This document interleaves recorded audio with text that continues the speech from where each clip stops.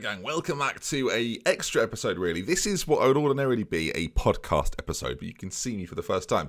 Bear in mind, I probably won't look at you as much as I would in normal episodes. I'm just going to be doing a little bit of a rambly extra episode. I was just having an hour and I was like, do I use this as a full episode, like a proper episode, or do I put it as like the extra episode? Sometimes I link in the description and say if you want to see the game against Hoffenheim, for example, in the German Cup, then you can do that. It's the second round of that. But I wanted to do a bit of it's almost like a podcasty episode. It's weird because we've only got one game, so I've not got loads of time. Maybe I'll play Hanover as well. We'll see how we go with things. But I want to talk through some of my thought processes and how we got to this point, because my videos are usually quite animated and quite exciting. And when I say exciting, I try and make myself excited, and then I become this ball of excitement and rage sometimes at people like Xavier Cabai. The pronunciations of names probably won't be any better, but you can already tell, I think, that the vibe is slightly different to these episodes. So, what we'll do is we'll talk through the situation of when we left Inter in a little bit more detail. Of course, it's a couple of episodes now that we made the big decision to come to RB Leipzig, and we'll see how we get on then in the German Cup as well, because obviously it's a competition that I would really like to do well in, and we've got a really tough second round fixture actually. When you look at some of the fixtures here, a lot of the other sides have got what I consider easy games. There's not too many Bundesliga teams facing off against one another. Bayern Munich have got Jan Regensburg, you've got Dortmund playing Dynamo Dresden, so sometimes they've got quite easy fixtures. We haven't particularly. Hertha Berlin and Wolfsburg face each other. That's another one of sort of both top division sides. Fortuna Dusseldorf play Mönchengladbach as well, so there's another one there, and maybe is that it? I think that might be it. Yeah, it's tricky to look through so many divisions at the same time. But yeah, obviously leaving Inter was the decision I made that I thought would be like, it felt obvious at the time, because obviously you've won everything, so to resign from there seemed obvious. I didn't necessarily think I'd be in the exact same situation that we've been in now twice with them, and then come back to Germany again. We're just going around in circles at the moment, gang. Hopefully at some point it will have to break and we will veer off to somewhere else. And the reality was that every time I looked at this job security screen, there wasn't any, I've not looked at it for a while, there wasn't any jobs available in Spain or in France, and that was the big thing really. I was hoping for like an Atletico or even like a Sevilla. We mentioned Sociedad, of course, before. Valencia, I figured because they just appointed, that wasn't going to be available. Whether Jorge Jesus was sacked from Sociedad, that was still up for debate. I didn't know if that was going to happen or not. So I was looking for ages and waiting. There was a few teams. Obviously, Schalke we came relatively close to. Valencia, well, I cocked it up, essentially. And Sociedad, again, it was sort of the waiting game of will that ever develop. And in the top division in France as well, Ligue 1, there wasn't really anything. And when PSG are as dominant as they are, there's not really like... It's a struggle to want to go anywhere else. I feel like in Germany, and this is part of the reason we've decided that Leipzig is supposed to go, it's a little bit closer together, it's a little bit close-knit, and there's a chance for us to do well. Like, if I'd have taken over Lyon right now, would I be ahead of PSG? The chances are I probably wouldn't be. But you take a look at the Bundesliga table right now, as things stand, a little bit of an update for you, of course, as well. We'll, of course, be playing an episode later on today where we play against, I think it'll probably be Dortmund and Hertha Berlin, but this is essentially a double upload day, so a little bit more content, a little bit of a longer episode, a little bit more of a, say, podcasty episode. Yes, in the last few fixtures, we've done all right. 3-0 defeat to Schalke, obviously not ideal after two really good results. 1-0 against Wolfsburg, 1-0 against Werder Bremen, and we'll take it. We're doing okay so far, and again, looking at the league table, there's a few teams behind us that have got games in hand. I'm looking at you, Dortmund, I'm looking at you, Bayern Munich, so we'll see how they do. In fact, they play each other, I just noticed there, not long after we've played Werder Bremen. So we've got a game in a couple of days' time, and as we make our way through that, I guess we'll see what's happening. Oh, by the way, do you know what? This is good. It gives me an opportunity to talk about things. Borussia Dortmund have this guy, who's amazing. Dean Ljubanovic Brinovic. I'm guessing it's similar to that. That was actually, for me, that's pretty good. Not bad, is he? Do you know why this is really annoying? Guess who he was at before this? 35 million they got him for. He's got 7 and 8 so far this season. I mean, infuriating is the word I would use. The fact they had a player this good and they let him go for 35 million. To my mind, this guy is a £100 million player. And I think if you ever tried to sign him at this point, that's probably what it's going to cost. Interestingly, actually, he does have, if I'm not mistaken, a release fee of 107 million. So who knows, at some point in the future, if we go to one of the big dogs in and around Europe, like, he's 20. He's 20. That's the bit that I can't get over. He's 20. 35 million. I can't get over it. What an incredible player. I'm sure we'll play against him. In fact, that may well be the episode that we have later on today. It's Hertha Berlin, Borussia Dortmund. Should be good fun. Okay then, so let's talk through team-wise what we're thinking. And for the first time this season, or series, I've gone for the diamond. I figured with the players that we had, I came into this club and thought, right, the wingers are terrible. I don't really want to go down that route again. Of course, we've used systems before. In fact, what I might do while we're here, actually, I'm going to load the Arsenal tactic and have it trained, maybe. Whether we have players that can suit that, I'm not too sure. Left-sided players are something of a mystery to this team. Again, I sold one recently, actually. I think he went off to, I can't remember exactly where he went. Yeah, the UAE. Paulinho, obviously, we fell out after the whole Xavier Cabaye thing. He was gutted we let him go, but I mean, again, just to reiterate, not doing particularly well the last couple of seasons for them, and not a player that I had any plans on using. I do think the diamond's effective. I think if you play it in a certain way, there's definitely plus points to playing a system like this. So the key really is this guy. Like, whoever plays here is key. And I've seen some of the comments, and I do read all of the comments. When it comes to like tactical aspects, there's obviously sometimes people leave pages and pages of stuff for me to read through. And obviously the criticism we've got at the moment is having too many playmakers.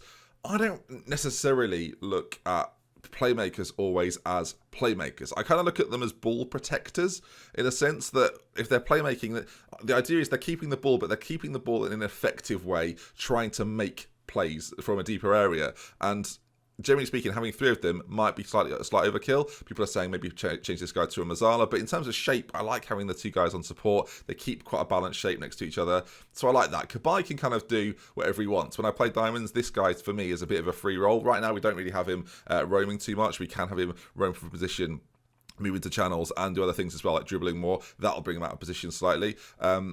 The room to channels one, that's probably one I'd put on right now. Room for position is what I want him to be doing. Dribbling more, not necessarily quite yet.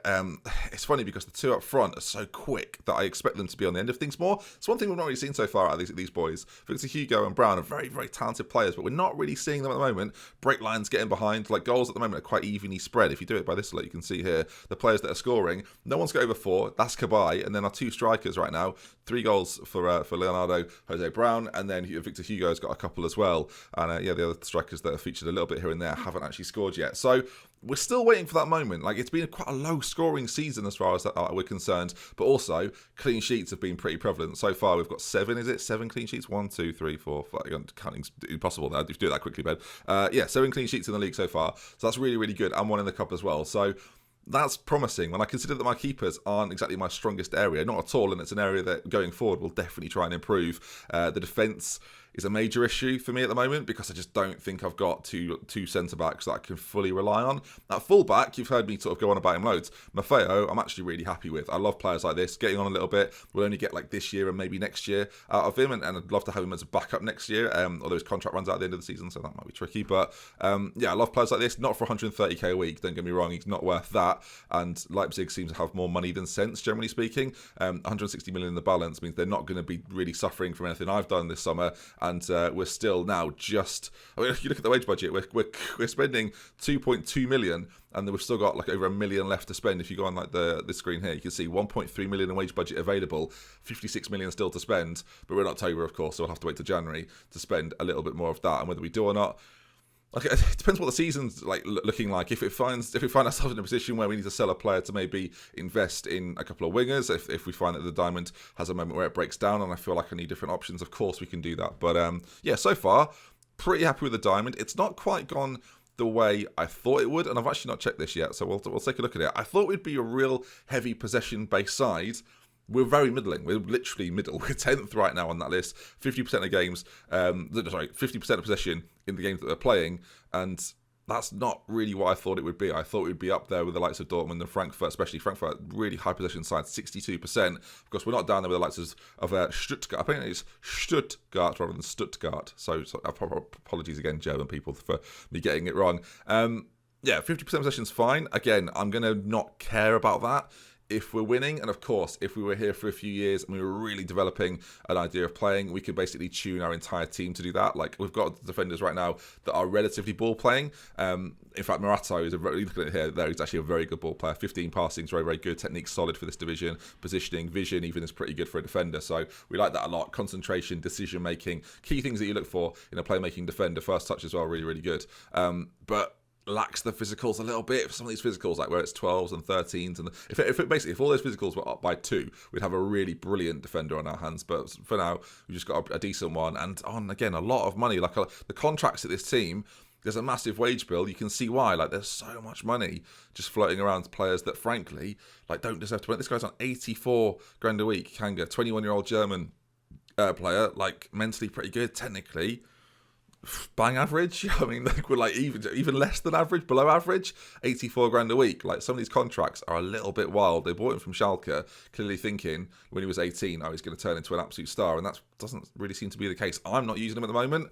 I love the fact we've got an Anchorman option, but I don't like the fact that his passing and his tackling are still 12 at 21. Like, it's just not quite good enough for me. We're talking through everything here. This is great. I love episodes like this.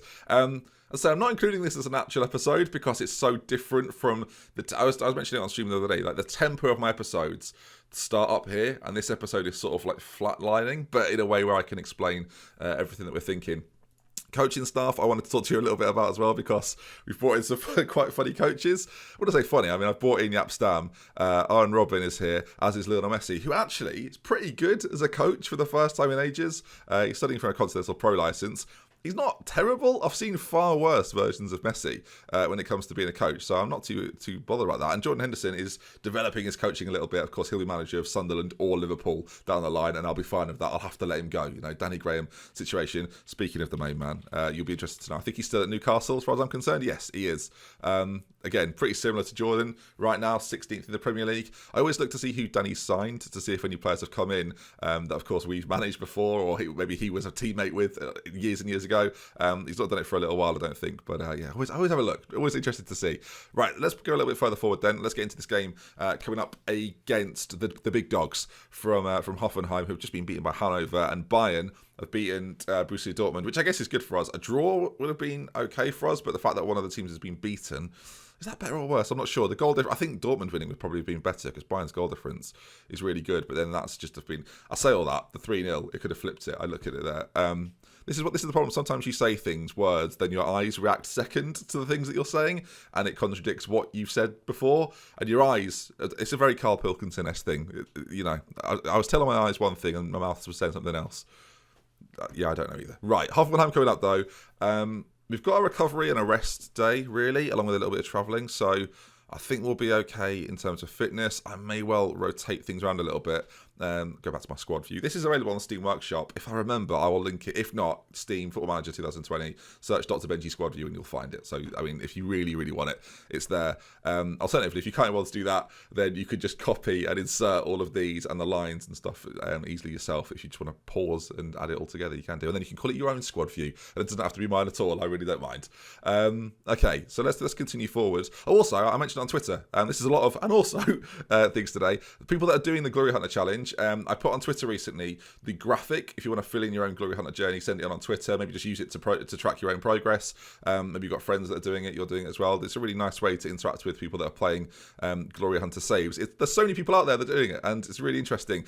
I guess I clarify a few rules and a few things. If it goes beyond the 20 years, what will I do? I don't know, so we'll cross that bridge when we come to it. I think I don't know, I'll probably try and complete it, but I'm hoping that I'll have done it by then. That's the dream, right? If we're very close and there's like 1 or 2 things to check off, then maybe we'll do it. If there's still 5 things to go, then I don't know what my attitude will be towards that. The other one was, if you join a club halfway through a season and win that trophy, does that still count? Absolutely. Like, that absolutely counts. You can definitely do that. Don't worry about that at all, because you're going for glory. You're glory hunting. So if you want to win a league title and then try and go to PSG on the final day of the season and win the French league title, good luck with that. But yeah, you can do that if you want to. It's definitely a possibility. Obviously, pretty rare. Not going to happen very often. So, right, these press conferences, again, it's March in real life. Is it March in real life? No, it's not. It's April. Don't know what month we're in. It's April in real life. And, yeah, I don't do press conferences at this point. Always hand over my pre-match tactical reminders to Jordan, though. He loves doing that. He has a lovely time. And, right, here we go then. Hopefully you're enjoying, like, there's been a little bit more YouTube content recently. The streams I've been doing, I know I mentioned them sort of in a jokey fashion, but the streams I've been doing recently have been amazing. If you've not checked out one of the streams that we've been doing, I'll probably be live this afternoon. This is going to be like a sort of afternoon lunchtime episode. So yeah, check it out, twitch.tv/DoctorBenjy. You've heard me say it 100 times.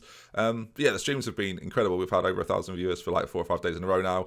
People are getting really invested in it, really involved in it. And I've recently moved teams in my tier 10 to the top journey. So if that's the sort of thing that you might be interested in, I'd say get involved. If not, just follow along the update videos. They're pretty good. I think they're okay. They do the job. They keep people up to date with where we are and the progression that we've had. So it all makes sense. As now it's Flischner or Fleschner, which is close to one of those. It's obviously the double S situation. So what am I reading? Again, it's that idea that like my brain just sees word like letters and just goes for it, and I shouldn't be doing that. I should be researching it, and then when it comes to it, saying it perfectly. That's not something I seem to be able to do very well. Now, this is a pretty big game against a big opposition, really, big team. So we're going to want to do pretty well in this one. So my temptation to change things around is not that high. What I'm going to do, and this might seem bold, because they've not been prolific, I'm going to change both strikers round, and Fukunishi Masayuki is going to come in. Why I can say that, and I don't really know, Diallo next to him, these two then are going to be the strike partnership. The rest of the team I'm going to leave exactly the same. Maybe this is the partnership. Who knows? As Clement, by the way, coming closely back to fitness, he's definitely my main guy this season, I think. But to be fair, Semper's done pretty well since he's come in, so why change it? Tactically, of course, we're staying with sort of this. It's not quite as tiki-taka it was at the start of the season. We're still trying to work it into the box. We're still trying to play out of defence. But it's not quite been as tiki-taka as it was when we first started. Hence, we've seen 50% of possession, which is strange. We'll see how we do today. Some days we have like 65%, and our ball retention is very good, and I put that down to having the 3 playmakers in there. So we'll see how we do here. I noticed straight away Zinchenko is playing the attacking midfield role, which I always find strange considering he's played left back for Manchester City predominantly in real life so far. But he's very versatile. He can do lots of things, so I guess that's part of it. As they've got a few real players. Brian Bolo is there as well, and Balcells, who is okay but not great. Again, it's one of these games where I fully expect to win. So this narrow 1-0 defeat is going to really hurt. No, hopefully not. What we should do, maybe, if I do more of these episodes and people like this sort of... It's an extra episode, but it's going out on the main channel because I still think it's quite interesting content. I don't want to just be... Like, I almost want people to give this a chance a little bit and see what they think. And yeah, if we do more of these, if you've got any questions, maybe about teams or the way I do things or training or tactics or anything like that, then feel free to leave comments in the section down below, and I'll do my best to reply to the comments on this video. I might even do it on stream. That might be a nice way to do it, because then I'll be answering lots of questions in a bulky way, and lots of people will see the answers rather than just the person that asked it, and more people might be wondering, yeah, Ben, that's a good... Just having ideas on the fly, viewers. Right, let's see what happens, as we're forward already, which is nice. The ball's played in. Diallo, this might be the partnership, viewers. We may have found what we've been looking for, as I'm going to treat myself to a cup of tea very quickly, or a sip of tea. Lovely, a little bit milky. I don't know who's made this. It was me. I cocked it up. I'm not a teabag person. I always get the ratio with the water, and it's a disaster, really. Anyway, ball played in, great header, and yeah, 15 minutes in, that is pretty much perfect. I've been debating changing where I have my match stats to down here. Basically, I saw Jack do this, work the space, and just have it like that with the league table above it.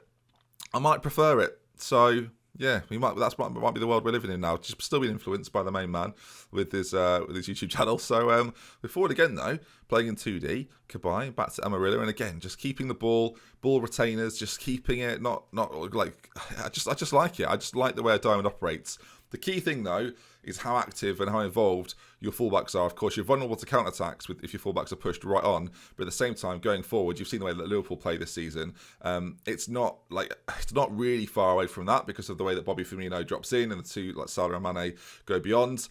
Another goal, Fukunishi Masayuki has got himself a goal as well. Both strikers scoring against Hoffenheim. We've got them in the league coming up as well. This might be... I don't know, this might be an example of what's to come with these boys. Who knows? As Masayuki with a really nice finish, poking home from close range. Neither of which I thought were like they're not as good as the other two, but maybe something about these boys. I mean, they might be the future for the team. And when I play them next episode and people question why the best two strikers aren't playing, then at least you'll know that you've seen this now and you know why. As Mbolo racing forward. I mean, we've got to try and stop the cross, really. The ball goes in. Decent from Shelton, which it's not for this episode, is it? I don't think it said Shelton, but I really like doing it. And that's my YouTube channel, isn't it? It doesn't really make sense, but I still like doing it as Breel Mbolo gets himself a goal. And yeah, I mean, obviously not ideal. We didn't really close him down, I found. And this might be one of the issues, like without the ball, with these playmaker types. They're not as used to sort of hurrying, and you can see here these 2v1 situations. are pretty horrendous, especially when your defender commits as much as he did there.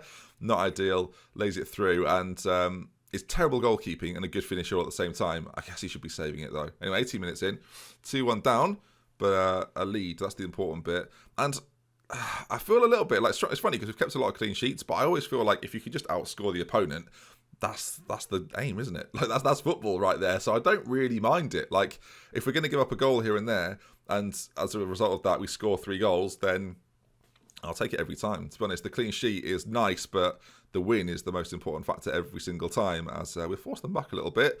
But again, I'm looking at the shape a lot here, and again, our playmakers are very willing to sort of, it's almost like they're trying to find space to get on the ball rather than maybe block passing lanes, which I guess is what you're going to get with quite a playmaker midfield as he skips past our man again. Fullback's a bit of an issue. And then Bolo, well, this could get a little bit tetchy now. 2-0 up, cruising. And Bolo with a second of the game. And after 20 minutes, he's already 4 goals in the game. I mean, goodness me. I don't need to see it again. I know, I mean, it's a frustration with FM for me because, to my mind, he's put the challenge in and he's blocked the ball, but the engine shows that he just carries on. I mean, obviously, it's coded that he doesn't win it, but to my mind, he does. Well, there was 5, I just noticed there, 4 goals in 5 minutes, pretty much, and then nothing to half-time. Doesn't that just sum things up? We'll go slightly more positive. It might be a case that we do change a role here. Like, I do quite like starting with it, but in such an even game, I think we need to have a little bit more variety in our play. So we'll consider that, I think. It's time for everyone to dig in and give everything you've got left tonight. We deserve to win this match. Let's go and do it. Whether I believe that or not, I think they'd like to hear it. And then we'll get real passionate with them and say, we weren't that bad, but we've got a little bit more, and hopefully that gets a little bit more out of them, as I forgot to. Well, I didn't forget to, I just clicked the wrong thing.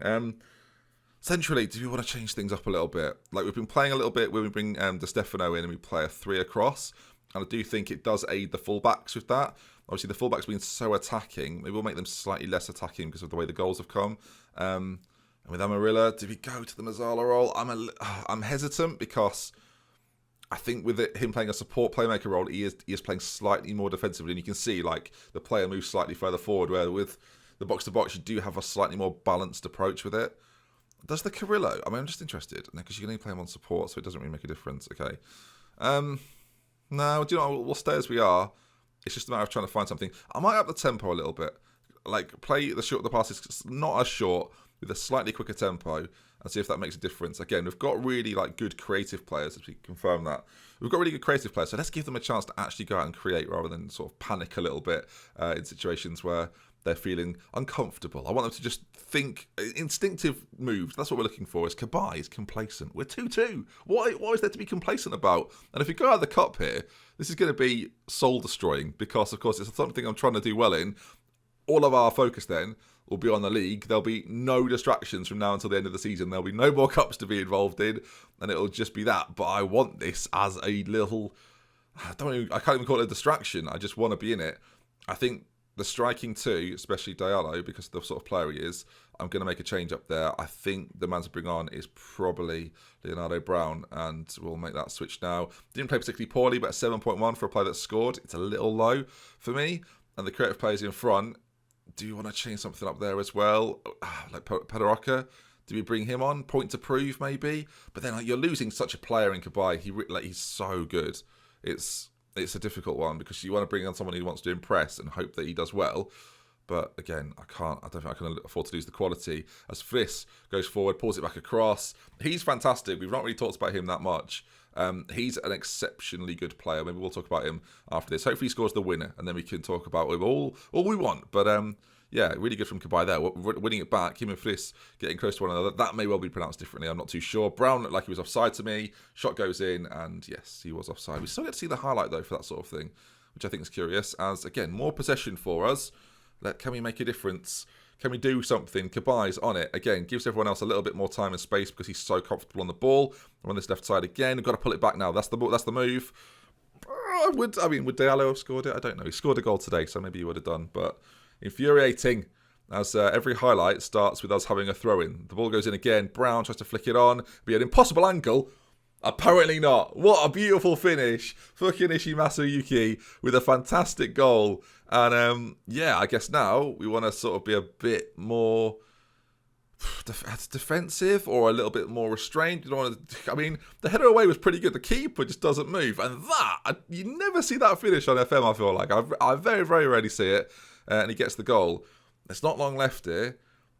I'm just going to go to balanced. I don't like to go defensive, especially in a cup game where they're going to come at me anyway. I'd rather be able to maybe get another goal. So as the time ticks away, I don't know if we've been lucky or fortunate there or whatever, but regardless, we've won the game, and I mean, I'm happy with that. I'm happy with the win. They are confused and demotivated, so good. I mean, I realise I've said that you played very well today, and you can't perform why can't you perform like that every match? I didn't mean to say the second bit. I just wanted to say you played very well today. I didn't realise that the second. I didn't again. Just reading, viewers. Just reading. Will there be a chance for us to see who you play in the next round? I'd quite like to see. Post-match, again, press conferences are the most boring aspect of... There must be like a really boring aspect of managing generally, so at least it's true to real life, right, in the game as well. Right, before we carry on, I do just want to focus on Fries. Of course, we talked about some of these players when we signed them, but Matthias Fries is like... He's everything I want in the midfield. They're not quite aggressive enough. I like players to be a bit more aggressive, a little bit more determination.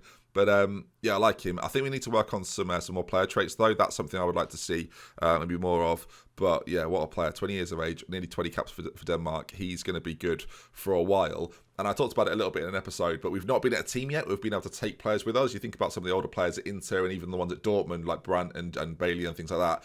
It wasn't really logical to take them to Arsenal and then take them on to Inter. Whereas when we leave Leipzig, we're going to go to the likes of maybe PSG or Barcelona or Real Madrid or Atletico Madrid. And some of this team at Leipzig will be able to come with me because they're young enough that we can definitely see them out. Like these players now, by the time we finish the save, some of them will be sort of 30 to 35. So they'll be coming to the end of their careers and we'll have met them here at Leipzig. Some of them as well, I expect to be, say, really, really good, especially some of the strikers we've got. And Fries, of course. And Luis Ricardo. He's going to be really good. We're going to see if we can ever get him at some point. I would love to.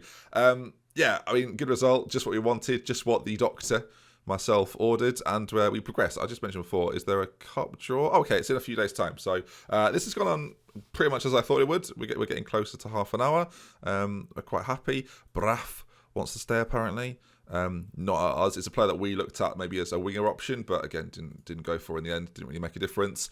That is a really good win, though. I mean, again, to play and knock out a team like Hoffenheim, pretty comforting. So I'll take that all day, every day. As we'll just see. I'm curious to see who we get in the next round, as there's loads of cup games going on today. Obviously, we've seen situations where it happened in our very first season. Bayern Munich went out to a really not particularly good side very, very early on. Of course, the more Bundesliga teams that leave this competition, of course, we're looking at some of the big guns. Dortmund edged their way through, in my opinion, and so did Bayern, actually. Neither of them do it that well, but they both progress, and I guess that's the important bit, right? We're the same, we won by goal, so we'll take it. Get me to this draw. Let's find out who we're getting next. I'm curious. This is important to us right now. As is it today? No, it must be tomorrow. It must be tomorrow, viewers. I mean, we're hanging on here. Who are we going to play in the next round? It's got to be the Friday. I'm sure I saw it was listed on the Friday. Is it here for us? Is it not on the Friday? Have I been conned here? Or has it already happened and I'm just unaware? Or is it in the afternoon? Maybe it's an evening draw. Maybe there's a meal afterwards. That makes sense. That's what I'm going with, viewers. There's going to be a meal. That's the conclusion I've drawn from this. As it's taking its time, it's thinking about it. Is it? No, it's not. Has it already been... I'm so confused. Okay, right, again, not doing a press conference. It's got to be this evening. Is it now? This is it. Surely. Right? No! Where? Right. Jordan, do that for me. Is it not today? It's not... It can't... I mean, this was supposed to be a podcast. Again, just breakdown scenario. Third round. It is today. Oh, there... So relaxed. You know what I'm saying? That, right? It's just had a little moment there, haven't we? Right, okay, here we are then. Third round. No, thank you. I hate my life. Right. There we are then. Okay, good. We play Dortmund next. Maybe we'll do another episode like this for that, but I suspect... where does that place the fixture? That's quite interesting as well. Oh, 5th of February, so it's ages away. So I don't know, maybe we'll do something for it. But it makes sense maybe for it to be the episode after today's later episode. But there we are. That concludes the episode. Let me know what you thought. We got to talk through a few bits and pieces and explain the thought process on a few things. I think some people think I just sit here and continue and just go a bit mad. Nah, you're not totally wrong, but there is a little bit more thought process behind it, and this was me showcasing that to you a little bit. Again, if you're interested in the streaming, you do see a lot more of that. You also see me wear a fox costume, play the harmonica, and do dancing. So if that's not teased you in, I don't know what will. If you enjoyed this though, please do drop a like on it. I'm fascinated to see how many people enjoy this sort of content, and yeah, we love with care. If it's been until next time, I'll see you again very, very soon. By the way, 75,000 subscribers, insane.